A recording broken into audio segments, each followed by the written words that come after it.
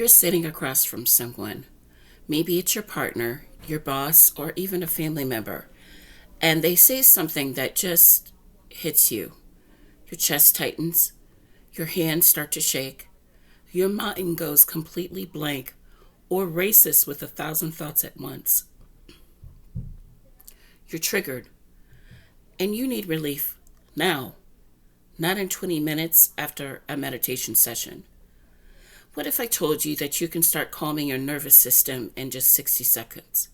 I'm Elisha, a counselor, and today I'm sharing 5 proven techniques that work when you're in the moment and need immediate regulation.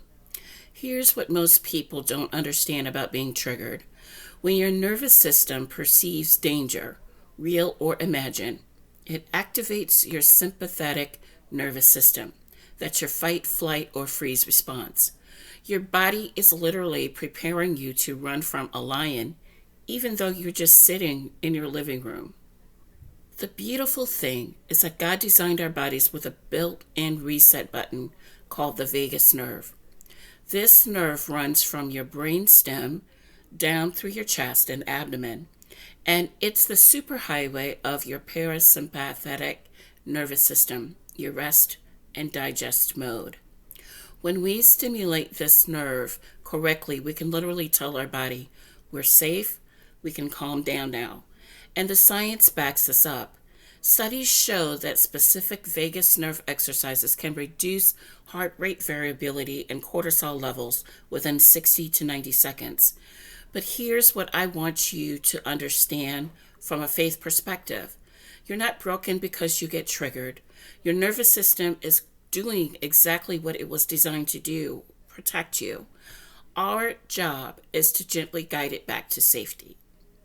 The first technique is called the physiological sigh, and it's been studied by Stanford neuroscientist Dr. Andrew Huberman. This is my go-to when I'm in session and notice a client escalating. Here's how you do it. Take a deep breath in through your nose. Fill your lungs about 80%. Immediately take a second, shorter inhale through your nose to completely fill your lungs. Then do a long, slow exhale through your mouth. Make it twice as long as before. Let's do this together now. Breathe in, second inhale, long exhale. One more time. Breathe in, second inhale, long exhale out. Why this works? Those little air sacs in your lungs called alveoli can collapse when we're stressed and breathing shallowly. That double inhale reinflates then, and the long exhale activates your parasympathetic nervous system. Your body literally cannot stay in panic mode when you're doing extended exhales. I use this in the car before difficult conversations, in the bathroom during family gatherings, and even in the middle of arguments when I need to pause and regulate. Technique number 2 is a physical vagus nerve exercise that looks a little odd but works incredibly fast. Here's the process. Interlace your fingers and place both hands behind your head, cradling your skull. Keep your head still and look to the right with just your eyes as far right as you can. Hold that position until you yawn, sigh, or swallow, which is usually 30 to 60 seconds. Return to the center, then repeat on the left side. Why this works? This exercise stimulates the vagus nerve through the muscles in your back and the movement of your eyes. When you hold that position, you're essentially creating a gentle stretch that signals safety to your nervous system. The yawn, sigh, or swallow is your body's way of saying, okay, I'm shifting into rest mode. I've had clients do this in bathroom stalls during work, in their cars before going into triggering environments, even discreetly during Zoom calls when they turn their camera off for a moment.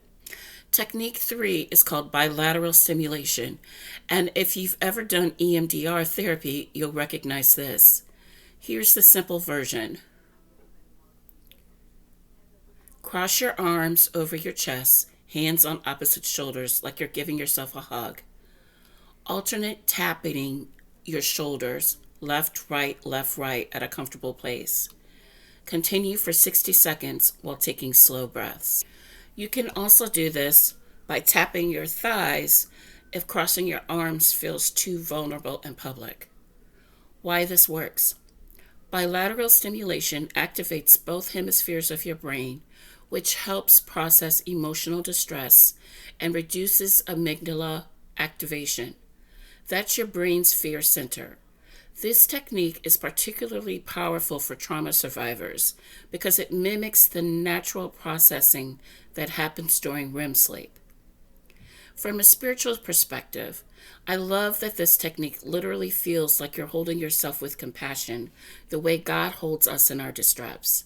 Psalms 34:18 says, "The Lord is close to the brokenhearted and saves those who are crushed in spirit." This is you partnering with that divine comfort. Technique 4 is a modified Valsalva maneuver. Don't let the fancy name intimidate you.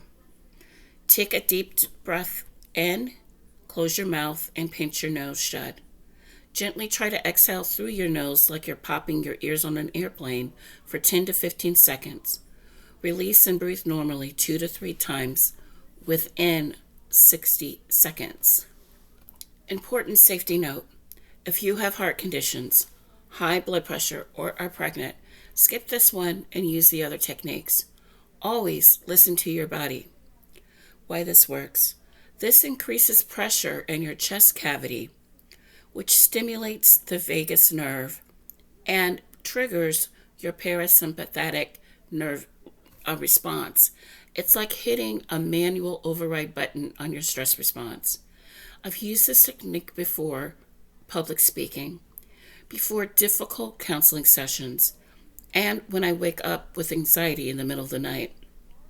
The 5th technique is the cold water face plunge, and this one is incredibly powerful for intense panic moments.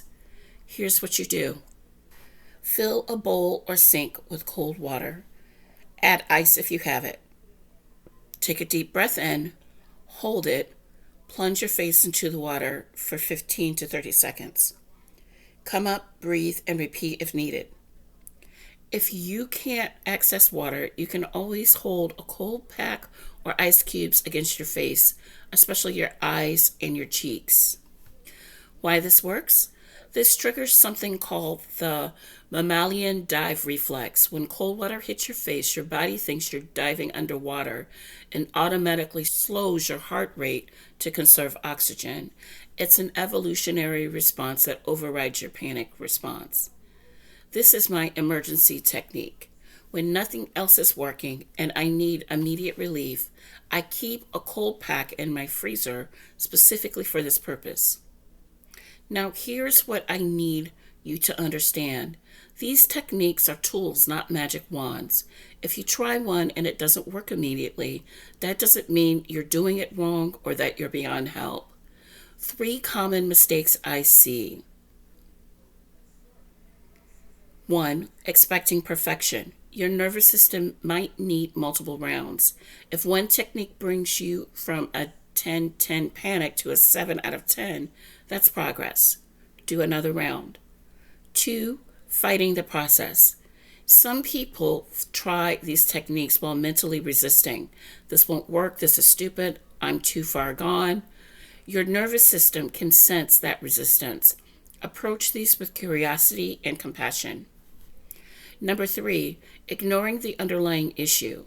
These techniques help you regulate in the moment, but if you're constantly triggered, you need to address the root cause, whether that's trauma, toxic relationships, or unprocessed grief. That's where deeper counseling work comes in. Here's the concept I want you to hold on to. You're not trying to eliminate your nervous system response. You're trying to create enough safety that your body can shift out of survival mode.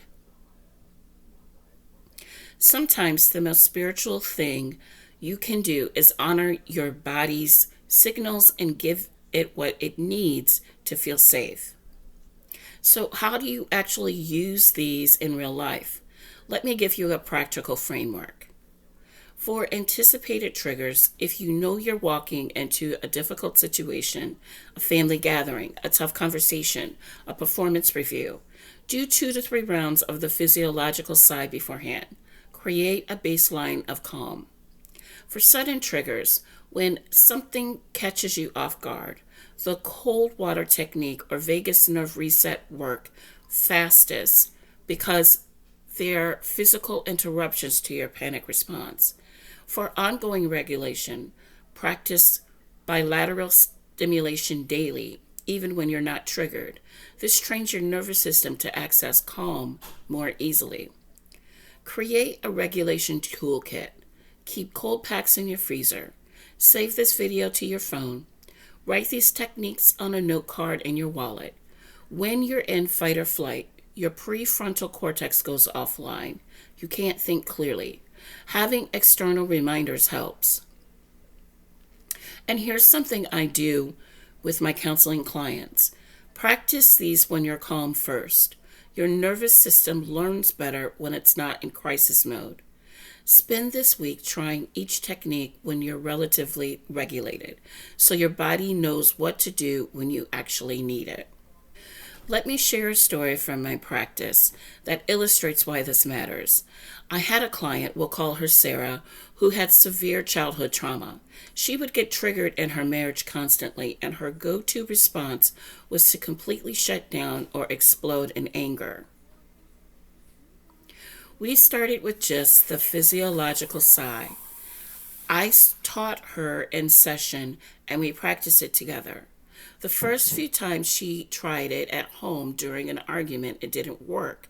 She still felt triggered, but she kept practicing.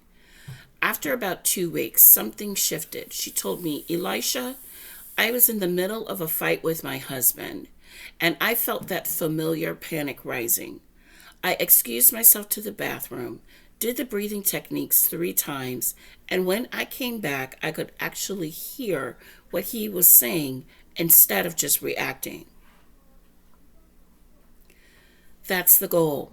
Not perfection, not never being triggered, but creating enough space between stimulus and response that you can choose how you want to show up.